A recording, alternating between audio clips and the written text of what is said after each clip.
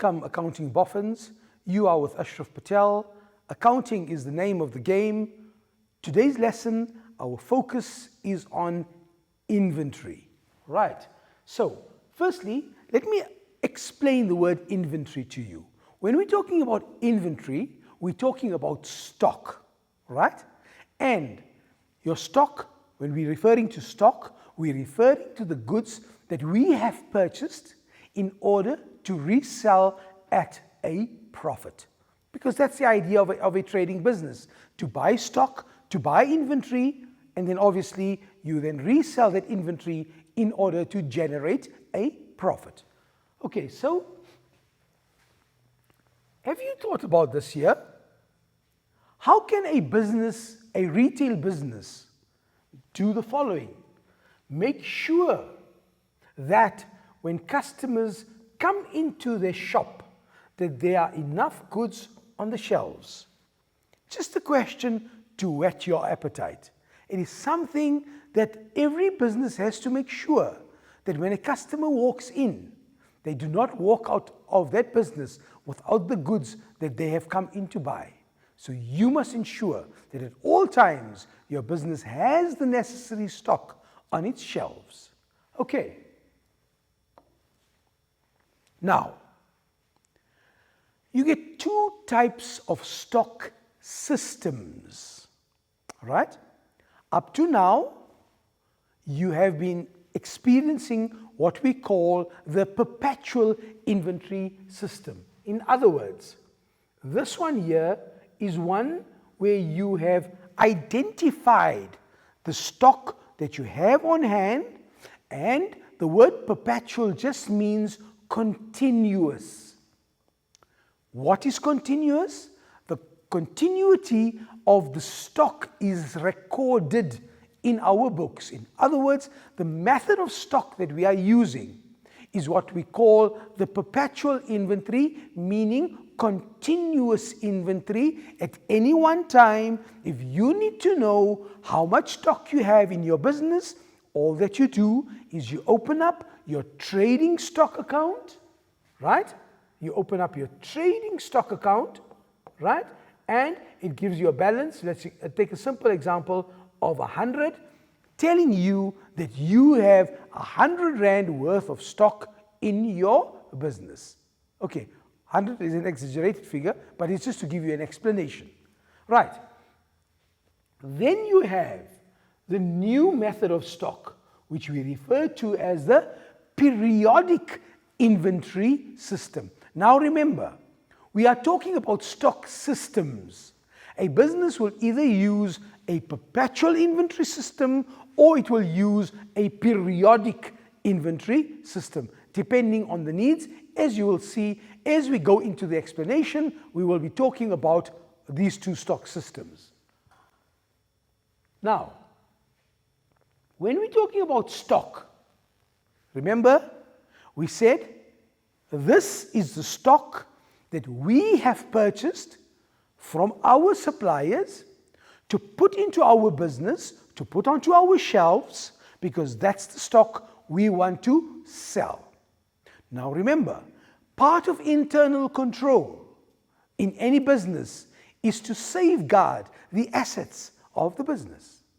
So therefore, you as an accounting candidate should keep this at the back of your mind, that you need to safeguard the asset. Which asset in question? Stock, inventory. What is the perpetual inventory system? Let's look at it.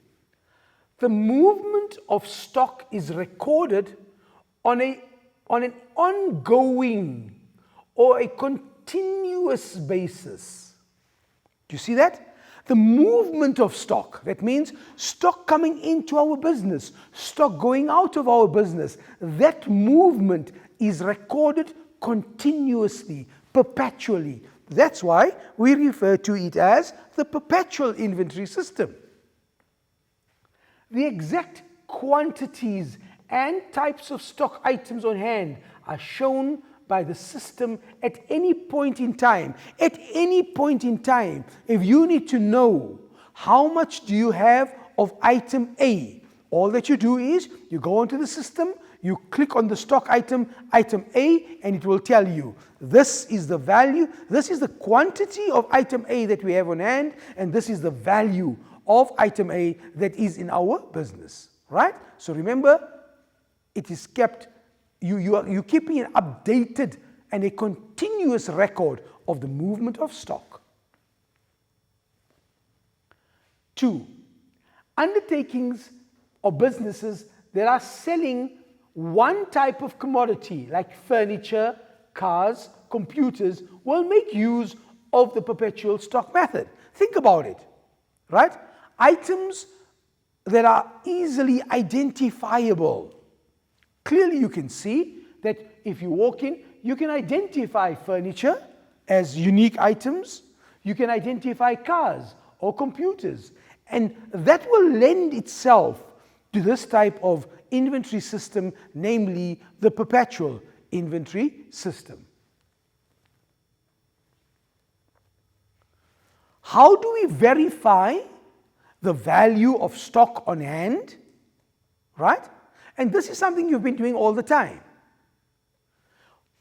The physical stock taking is conducted to verify the stock on hand. In other words, if you want to know or if you want to verify that figure of stock that your records are showing, how do you verify it? By doing a physical stock count. Yes, it's all in good. You click onto the system and it says item A, 300 units on hand. However, anything could have happened during the year. There could have been pilferage. There could have been breakages. There could have been items becoming obsolete. So therefore, what we do is we do a physical inventory. That means we go in and we count item A. Item A count, that's the number of stock that we are, that's the quantity of stock or the number of units that we have on hand. Okay? So that is important. Now we come to the other stock system, namely the periodic inventory system. Look at the name. The name gives away what the system is all about. There is no continuous recording of the movement of trading stock. The value of the trading stock on hand cannot be worked out during the financial year. That means you're not keeping a record of the movement of stock, right? And therefore, in order to calculate the value of stock, it is done periodically at the end of your financial year. What is this? Which businesses use this? Obviously, it's used by businesses like supermarkets that sell large quantities of trading stock with low value. However, think about the technological changes in supermarkets as well, right? I want to draw your attention to a business like a spaza shop or a small vendor or a school tuck shop that doesn't have fancy hardware like computers and scanners.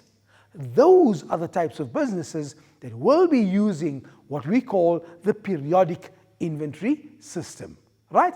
In today's time, major supermarkets all use computer-generated equipment where they record their stock on computer. So obviously even they can use the perpetual inventory system, right? The value of your stock on hand at the financial year end is calculated by doing a physical stock taking. Obviously, year 2, in order to determine the value of stock at the end of the year, we do a physical stock take. So you can see there is common ground between perpetual inventory and periodic inventory, both of them dealing with the physical stock take at the end of your financial year. Okay. Let's make a comparison now between the two systems. Here goes.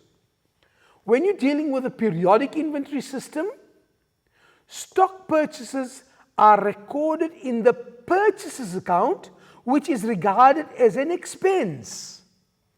Notice, when you buy stock, you record it in a purchases account, and that account is regarded as an expense account. Look at your perpetual system. Stock purchases are recorded in the trading stock account, and it is regarded as an asset account. A distinct comparison between the two, right? So, periodic purchases expense, perpetual stock account, trading stock account, asset account. Okay.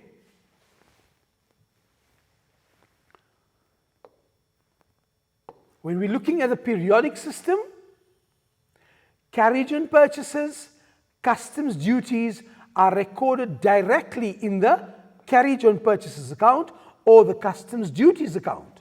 So you have designated accounts to record the carriage and purchases, the customs. Each one has a unique and separate account, periodic inventory system. However, when you're dealing with the perpetual system, notice carriage and purchases, customs duties are all recorded in the trading stock account. In other words, you don't keep a separate account for these expenses on purchases. All of them go into one account, namely the trading stock account. So another distinct comparison between the periodic and the perpetual. Okay, let's look at this one here now. In the periodic system, the returns of stocks are credited in the purchases account. That means everything regarding the buying of goods comes into one account, namely the purchases account. Okay? So when you see periodic, immediately you know we're talking purchases account. So purchases, periodic. Okay. Then when we're dealing with the perpetual system, returns of stocks are credited in the trading stock account. Once again, accounting boffins out there, the moment you see periodic, your mind tells you, or you should know, I'm dealing with the purchases account. The moment you see perpetual inventory, you should know that you are dealing with the trading stock account. Okay, so those are two very important considerations when we're looking at periodic and perpetual. Still busy with our comparisons? Let's go to periodic. In the periodic system, when you have donations of stock, immediately you know that if the stock is being donated, yes, stock is leaving our business, donations is an expense account, we're going to debit donations. Where's the credit going to? The credit is going to my purchases account. Why? I'm dealing with a periodic inventory. By the same token, if I look at my perpetual system, remember we said perpetual system, donations are credited in the trading stock account. So any movement of stock, when we're dealing with perpetual, it will be the trading stock account that is impacted. Any movement of stock with a periodic inventory, my purchases account is involved. Okay, you'll notice each of these transactions, we're separating them for you so that you have a clear indication of how to deal with it when you are doing an activity where everything is combined. Okay, the next one, we're looking at periodic drawings, purchases obviously, and if you're looking at perpetual, clearly you can see the trading stock is involved. Okay, with regards to the periodic inventory system, we know that any stock take is conducted periodically to determine the stock on hand. Whereas if you are dealing with your perpetual, the balance of your trading stock account is actually the stock account indicating to you that this is the value of stock on hand. It is verified by a physical stock take. Okay. With regards to periodic, you can clearly see there is no cost of sales account. Very, very important, right? You actually have to do a calculation to verify and to work out the cost of sales. Whereas if you are looking at the perpetual system, there is a cost of sales account. In other words, you're continuously keeping that cost of sales account updated. So, what have you seen in this segment? We've discussed with you the perpetual inventory system, what it entails, the periodic inventory system, what it entails, and we've actually done comparisons for you, so you have a clear indication of how these two systems operate in a business scenario. Right? You want to know more? Stay with us. See you just now.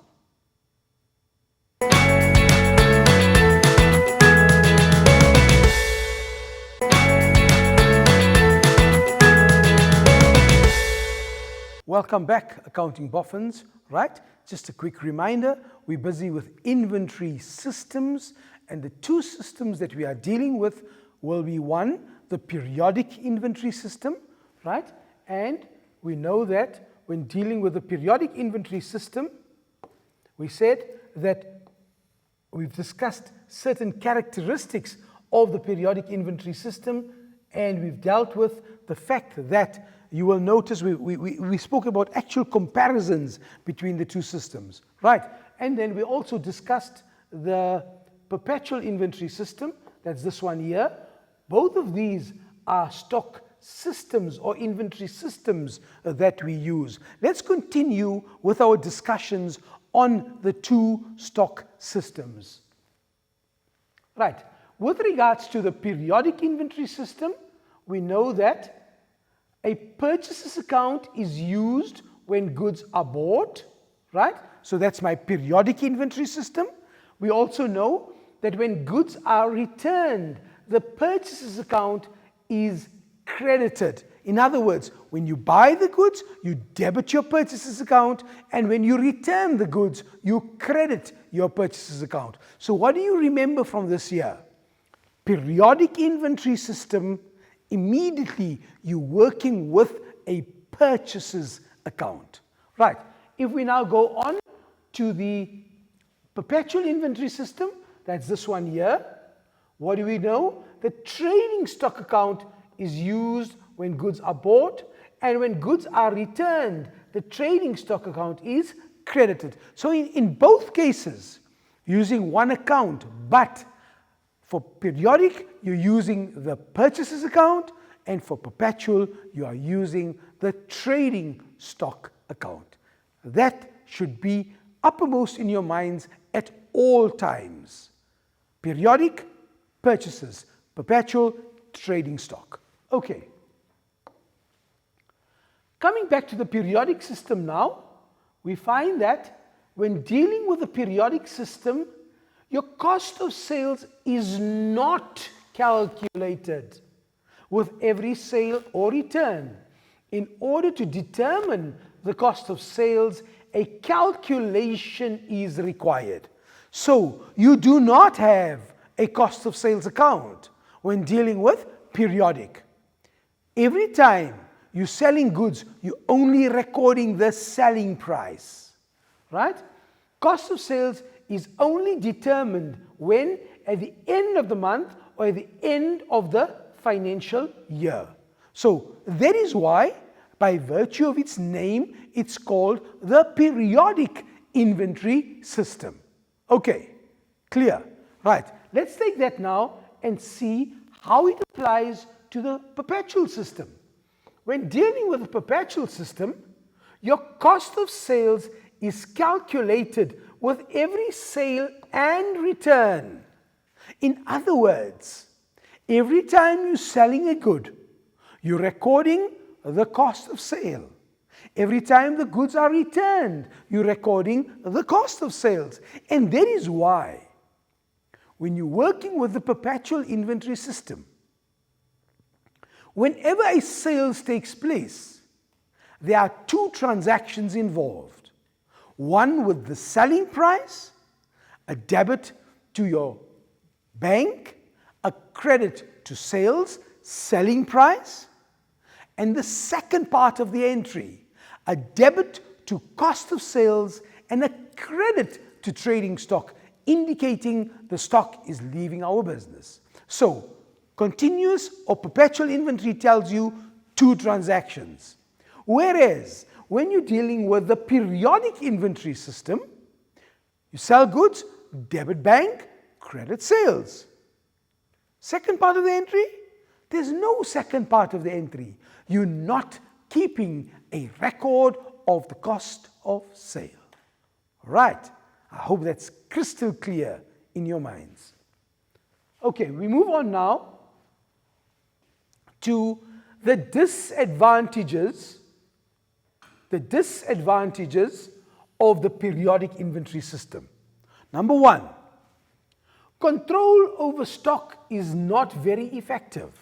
Clearly you can see that because you're not monitoring stock all the time. You're doing it periodically, and therefore your control over your stock is not effective. Number two, theft is not quickly detected, right? Theft is not easily or quickly detected. A stock take is necessary to determine leakages or theft. That means you can't immediately identify a stock shortage. You have to take a physical stock take to identify whether there has been theft or leakage of stock. There's no trading stock deficit. That means you can't identify a trading stock deficit immediately.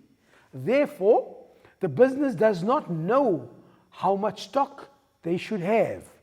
Clearly, this is the case because you're only taking your stock take at the end of your financial year, periodically. And that, clearly you can see, is a disadvantage of the periodic inventory system. All right? When it comes to the calculation of cost of sales, this is important when we are calculating our cost of sales. What do we take into consideration? Right. You start off with taking the opening stock or your stock at the beginning of the year. And this is what we refer to as the opening stock, right? What about the opening stock? The value of the stock at the beginning of the year. Now remember, this is where we are calculating the cost of sale. I'm showing you the various components that you need in order to calculate the cost of sales. Obviously, this is directly related to the periodic inventory system. Right. Number two, your closing stock. This is the value of stock at the end of the year obtained by conducting a physical stock take. The closing stock at the end of the year becomes the opening stock at the beginning of the next year. Let me explain. This year's closing stock, right? If you take a value, let's give it a value and say we had 100,000 Rand worth of stock at the end of the year. That closing stock of this year or this financial period becomes the opening figure for next year. So this year's closing stock becomes next year's opening stock figure. Okay? Then we're looking at purchases. What do we have in purchases? We have the purchases of trading stock for both cash and credit. That means you take into account all the stock that you have purchased. You may have bought for cash, you may have bought on credit. Therefore, you take all of those components into consideration when you're determining your purchases figure. Right? You come to an item called creditors' allowances. What do we deal with here? Remember, we're dealing with a purchaser's account. So whenever there's a return of goods, it means that your goods that are being returned to your creditors will impact on an item called creditors' allowances.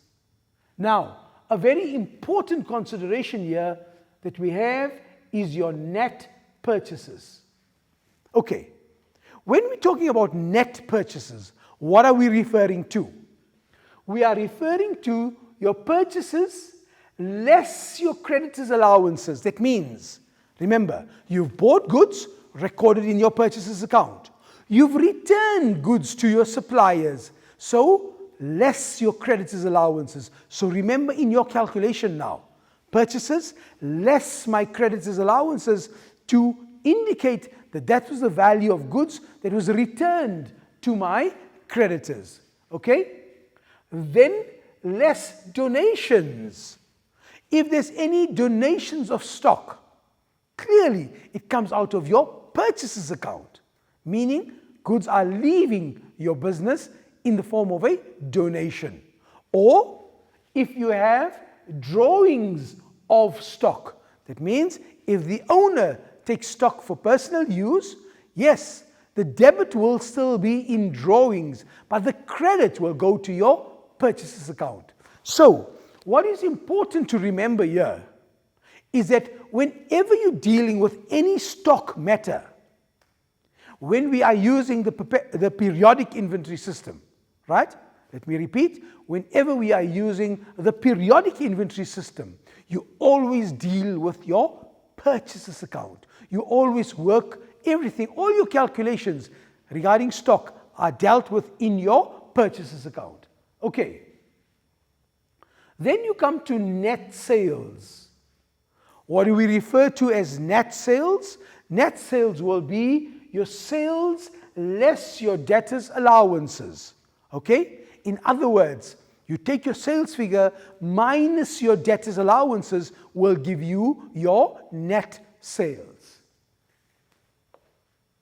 Okay, so this is how we now calculate our cost of sales. Watch. You start off with your opening stock, right? You add your purchases, right? You add your carriage on purchases. Now be careful here. It's not only carriage on purchases, but all other expenses on purchases, like what? Customs duties, railage inwards, import duties. Any expense that will lead to an increase in the cost of my article. So other purchasing expenses, you add all of that. You then subtract your closing stock, right? You subtract your closing stock. That will then give you your cost of sales. Once again, this format is critical for your understanding, so make sure you know it.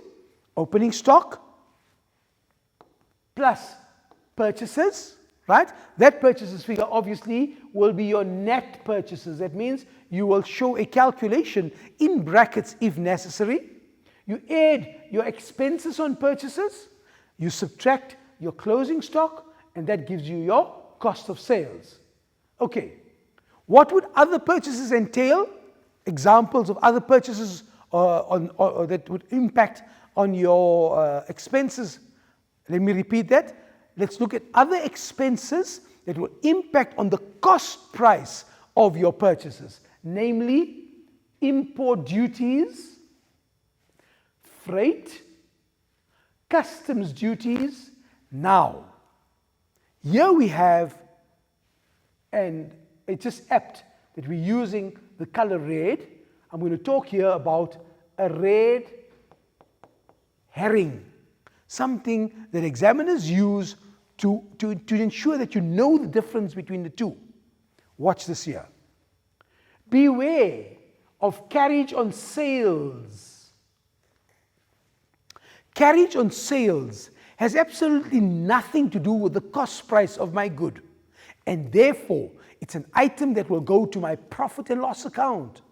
It has nothing to do with the calculation of cost of sales. So if you see it in an activity, in an exam, understand it has nothing to do with the calculation of my cost of sales and will therefore only be used if I'm drawing up my profit and loss account. It's a normal expense like water and electricity. In other words, carriage on sales. Another name for it is delivery expense. Okay, so here, when we come to our gross profit now, it's my sales figure less my cost of sales. Now remember, this figure is calculated. Where is it calculated? It is calculated here. This calculated figure I will slot into my calculation of my gross profit, namely sales, this cost of sales will give me my gross profit for the year. Okay? So this you can see now, accounting boffins out there. What's important, if we summarize this segment, is the calculation of your cost of sales. And what is the calculation of your cost of sales? It is opening stock plus purchases, the net figure. That means purchases less creditors' allowances, less drawings, less donations. Right? Add your expenses on purchases, like what? Customs duties, excise duties, import duties, freight inwards. Watch out for carriage on sales, not part of the calculation. Add all of that together, subtract your closing stock, and that then gives you your cost of sales.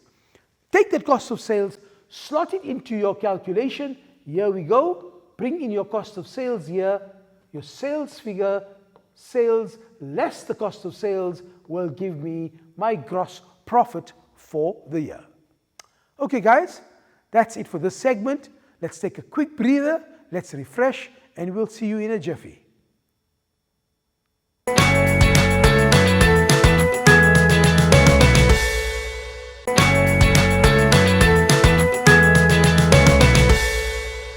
Welcome, accounting boffins. Remember, we're dealing with inventory systems. A quick recap, the two systems that we are dealing with will be, one, your periodic inventory system, right? And you've now noticed that it has certain characteristics.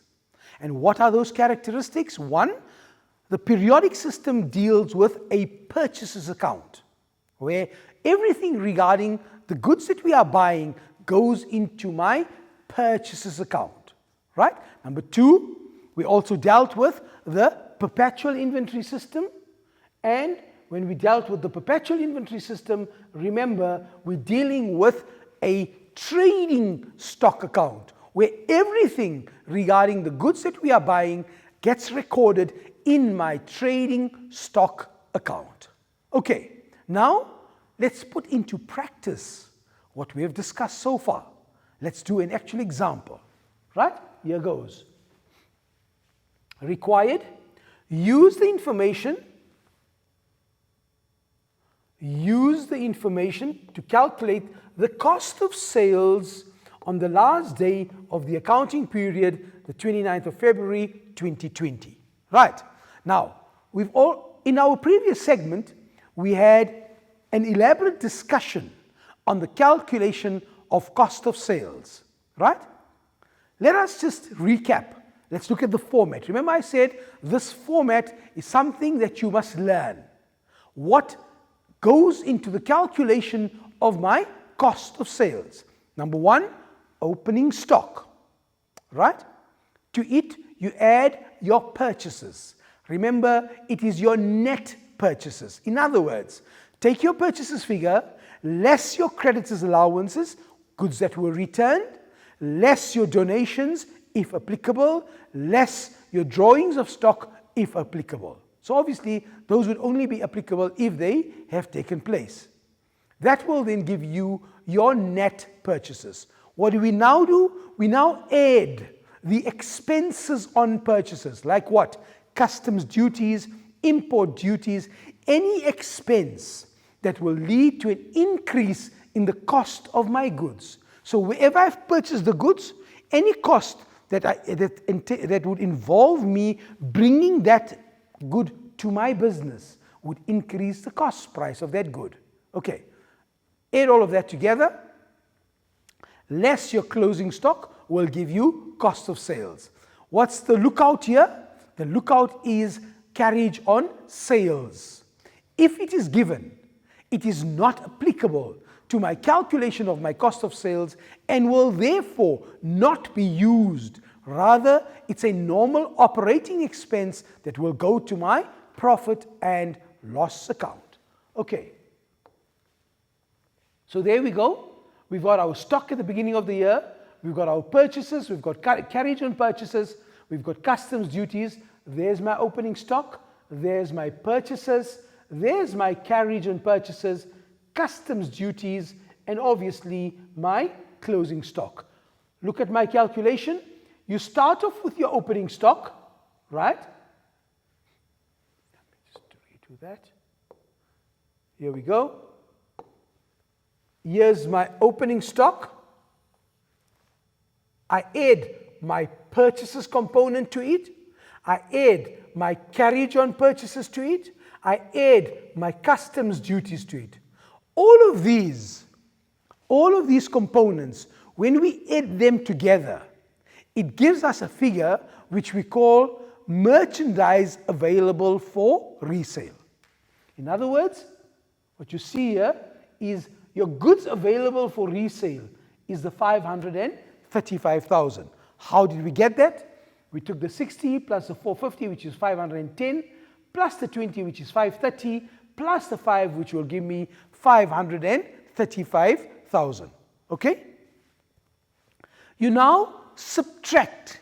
What do you subtract? You subtract your closing stock. Because remember, that's the stock that's still on our shelves. We didn't sell that goods.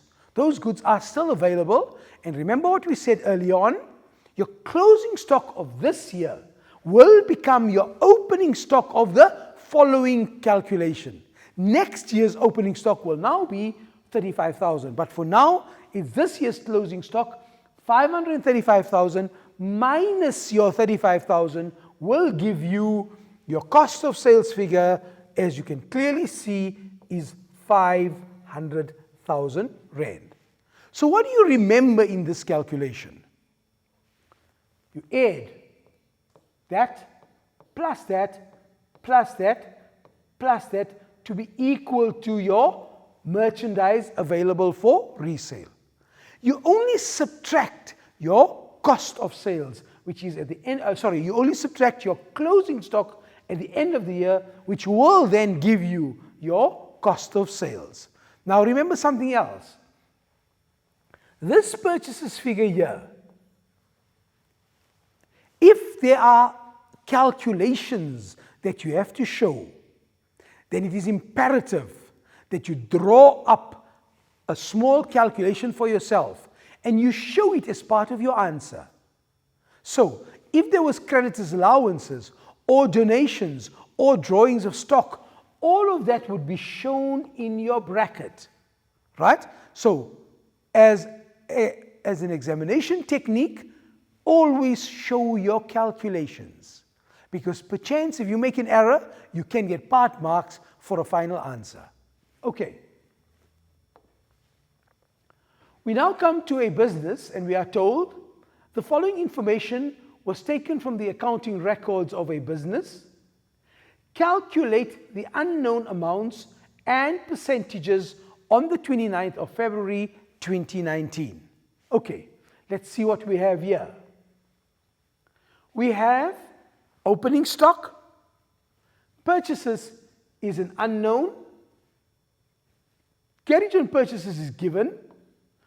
Your goods available for sales is given. Your closing stock is given, right? Obviously, your cost of sales is another required figure. Your gross profit is given. Your sales is given. Your gross profit on cost of sales as a percentage is an unknown. And your gross profit on turnover is a given figure. So obviously, based on the information that you have, you now have to calculate a missing figure. Now remember, that initial calculation for cost of sales, it is of utmost importance that you know that component or you know the layout, as you will see just now. So, we start off by saying, let's take the 198,000 right? Which is my goods available for resale. There's it, right? So we take the 198,000 minus the carriage on purchases of 8,000 minus the 8,000, right? As you can see, I'm working here with the carriage on purchases as the first calculation. So I'm working with a reverse operation. I'm taking my 198,000 minus the 8,000, right? And then I say minus the opening stock of 60,000. So there I'm bringing in my opening stock figure, which is the 60,000 minus the 60,000, right? And that will be equal to 130,000. So my missing figure here will be my purchases figure of 130,000. In other words, if you now look at it here, you can clearly see, and let me show you this operation so that you know what I'm talking about. Watch, 60,000 plus the 130,000 plus the 8,000 will give me 198,000. Let's check that on the calculator so we know absolutely, we know what we are doing is correct. So we go 60,000, right, plus 130,000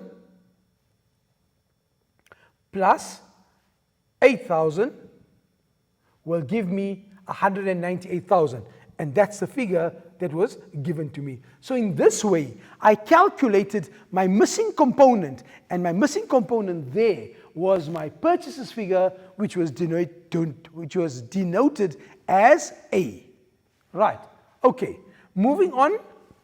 The next calculation, we've done this one here, is I have to now calculate, let's see, what was it? I needed the cost of sales figure, right? So this was my calculation now. So obviously, based on our previous format, what do we remember? Your merchandise available for resale, which is the goods available for resale, 198,000, minus the cost, the closing stock figure of 55,000 Rand. Remember, the stock that is unsold at the end of the year amounts to 55,000 Rand. So, taking my calculator once again,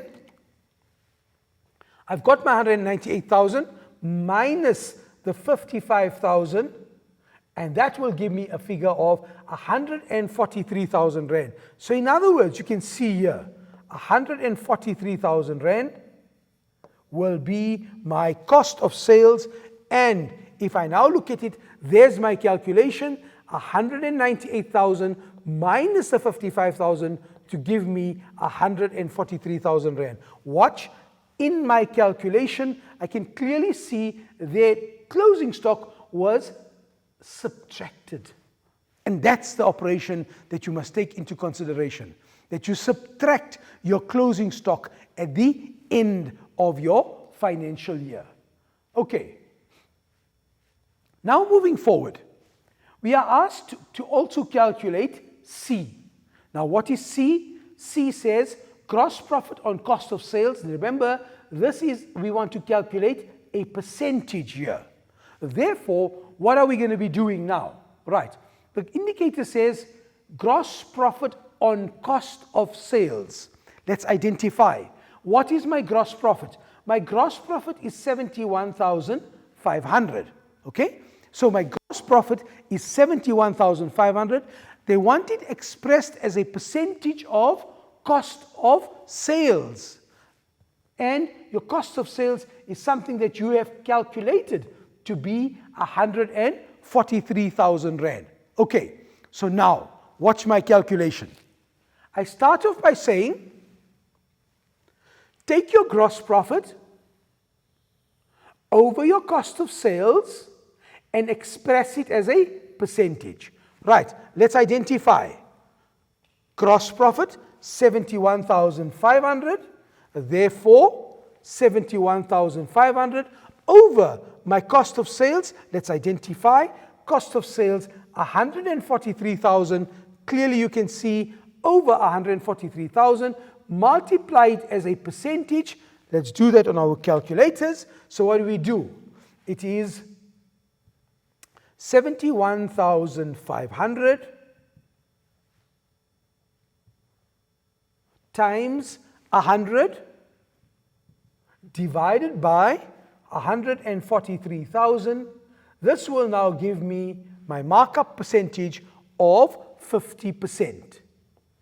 Right? So, if I look at this here now, I can see that I took my, there we go, I took my cost of sales over I took my gross profit over my cost of sales times 100 over 1, and there I got my answer of 50%. So in other words, this business is marking up its goods by 50% on cost. In other words, remember the table that you always draw up? I've always asked you to draw up this table. What is this table here? It will look like the following. Cost price is equal to 100.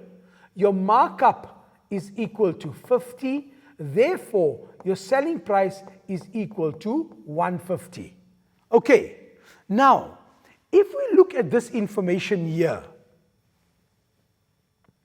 you can see that your gross profit percentage on turnover is given to you as 33%, right? So, depending on what the question asks for, you must be able to use financial indicators to also calculate certain figures.